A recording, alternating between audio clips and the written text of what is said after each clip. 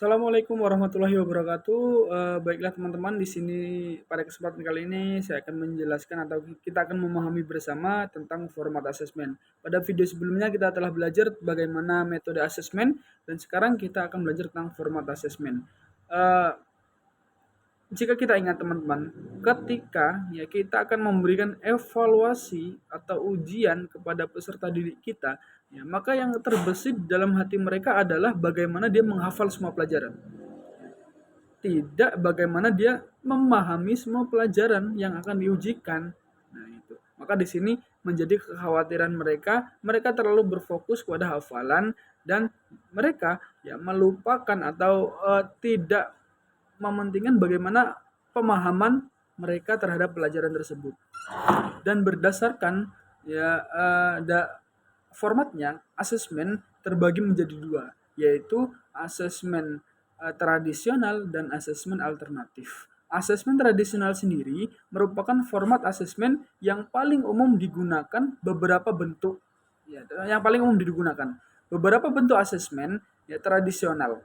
Contohnya tes pilihan ganda, tes benar atau salah, soal pengisian pendek dan esai.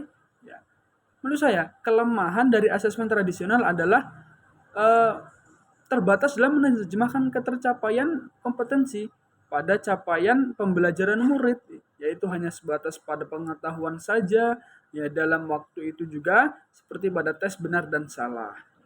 Kemudian tipe tes benar dan salah ini sebenarnya mirip juga dengan tipe soal pilihan ganda dan isian singkat atau isian pendek. Ya. Tes benar salah atau pilihan ganda atau isian pendek ini cocok untuk recalling pemahaman murid terhadap materi yang sudah diajarkan. Ya. Tetapi ya kurang tepat untuk mengukur pemahaman mendalam ya atas apa yang sudah dipelajari murid sebelumnya. Sebenarnya kita tetap bisa menggunakan ini secara lebih optimal. Bagaimana cara untuk mengukur pemahaman murid? Misalnya dengan tetap menggunakan pilihan ganda, tetapi bentuk soalnya dibuat lebih panjang dan bisa menggunakan soal-soal yang bersifat analitik. Ya. Berikutnya ya, ada tipe tes esai secara implementasi esai. Ya, implementasi esai sendiri lebih optimal dalam melihat kemajuan belajar murid karena bisa dibuat untuk uji kemampuan, ya analisis melihat keterkaitan dan merefleksi murid atas materi yang telah dipelajari sebelumnya. Dalam menerapkan sebagai alat asesmen, ya kita semua bisa membuat penilaian secara objektif dengan rubrik seperti yang telah kita pelajari pada metode asesmen. Kemudian, ya kita akan berkenalan dengan format asesmen alternatif dan beberapa alat tes yang bisa kita gunakan pada asesmen alternatif ini sendiri.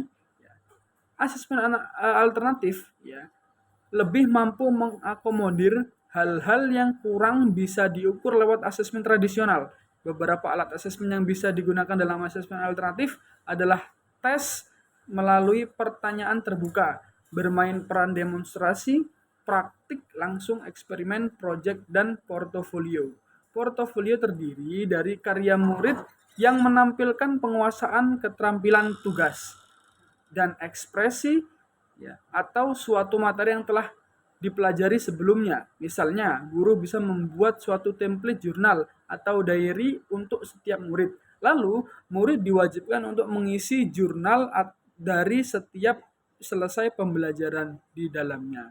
Guru meminta setiap murid untuk melakukan refleksi terkait. Kemudian di akhir pembelajaran ya atau di akhir semester, guru bisa melihat seluruh konten dan rangkaian jurnal atau diary dari setiap murid. Untuk ditarik penilaian berdasarkan rubrik atau kriteria tertentu yang telah teman-teman atau Bapak Ibu tentukan sebelumnya. Proyek ini dapat kita definisikan sebagai